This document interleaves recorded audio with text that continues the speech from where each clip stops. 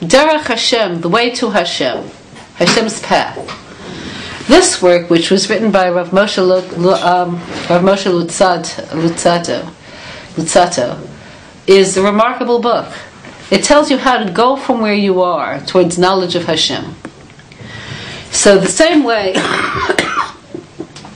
if you're walking in the street and somebody were to say, "Where are you going?" and you say, "I have no idea," they can't give you good directions. The assumption is that we want a relationship with God and we could come to have it.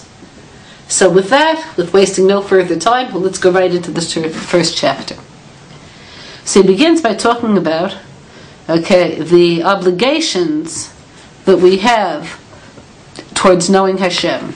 So he says, Kol ish Yisrael tzarich sheyamin v'yeda she'esham matzui v'ishon kadmon v'nitzchi v'hu she'mtzi u'mamtzi et kol hanimtza b'metziut v'hu Eloka Baruch Hu. Let's take apart the sentence.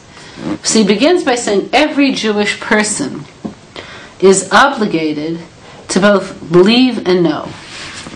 So notice he doesn't say just believe or just know, but to believe and to know. Now when you're talking about this being an obligation, that means that everyone has the capacity to both believe and know. What's belief? What's knowledge? So belief is recognizing that everything comes from Hashem. Everything has one source, and if the source doesn't feel good to us, it's there for tikkun. Knowledge means being able to accurately describe Hashem's presence in the world. So the way you come to real emunah is through emes. The more you could see Hashem's presence, the more your heart will take you to a place of where you say, and there's more. Okay, so what do you know? What do you believe? So the first is that He's the first being. What does that mean? So that means if you were to ask somebody, well, where does everything come from? Let's say they would bring it back to the Big Bang. What question would you still have? Where did that come from? So anything physical comes from something pre-existent that's physical.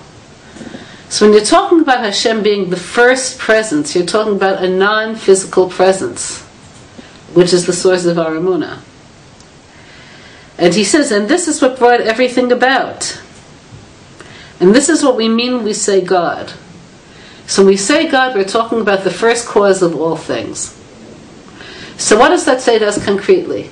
When you apply anything else as being the first, meaning I lost the job because somebody said something bad about me to the boss, which may have been the direct cause, but the ultimate cause goes back much, much further and earlier.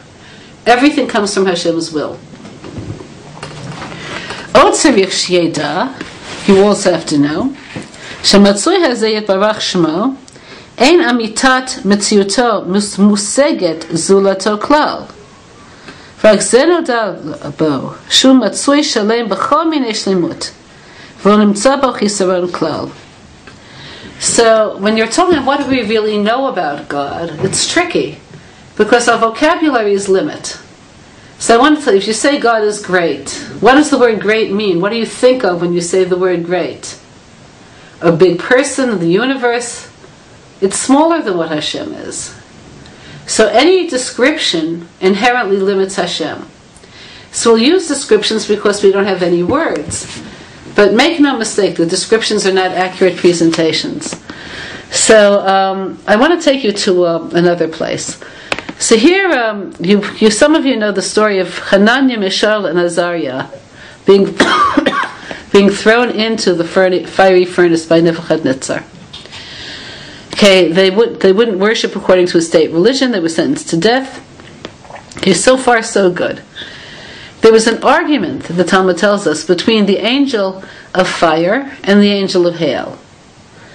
Okay, the angel of hail wanted to bring hail onto the fiery furnace so that it would be extinguished through the hail. The angel of fire says that doesn't prove anything. And he said, I want to do it. What are we talking about? So one of the illusions that we have is that Hashem is somehow held down to His laws. So if you have a fire, and you can say, well, a fire is very strong, so what could Hashem do? He could put it out with hail, That means there are two strong things, fire and hail, but you don't get that Hashem is stronger than either of them. If you're able to put out fire with fire, that tells you that the natural laws really have no essential being, which is what we're trying to get towards understanding. Okay. He is completely whole.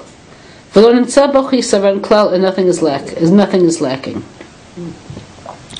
So what do you mean when you say nothing is lacking? So here are some words that we use.